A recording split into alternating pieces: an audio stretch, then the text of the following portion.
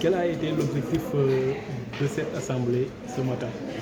L'objectif de cette conférence était de créer un espace de dialogue entre toutes les parties prenantes pour discuter de la loi sur la protection des lanceurs d'alerte qui a été adoptée récemment et de sa mise en œuvre, notamment de la sensibilisation qui doit y avoir autour de cette loi. Aujourd'hui, vous aspirez à quoi pour cette loi des lanceurs d'alerte? Je n'ai pas compris la question.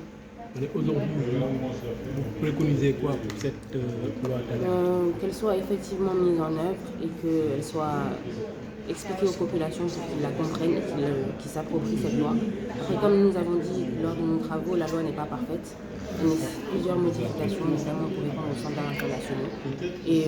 Mais pour l'instant, c'est un bon début, c'est une avancée majeure pour le Sénégal et on s'en félicite beaucoup. Est-ce que le PLAF ne doit pas travailler davantage dans la sensibilisation aussi? On fait beaucoup de sensibilisation depuis qu'on existe. C'est surtout au gouvernement de travailler pour la sensibilisation autour de cette loi, pour la faire connaître et que les gens la comprennent et se l'approprient. En ce qui concerne les lanceurs, aujourd'hui nous voyons beaucoup d'individus se déclarer comme lanceurs d'alerte.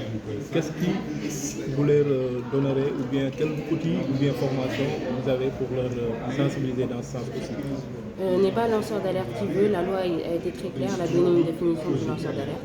Donc toute personne qui s'inscrit dans cette définition bénéficiera de la protection accordée par la loi, et ça ce sera le juge qui va décider, qui va en décider.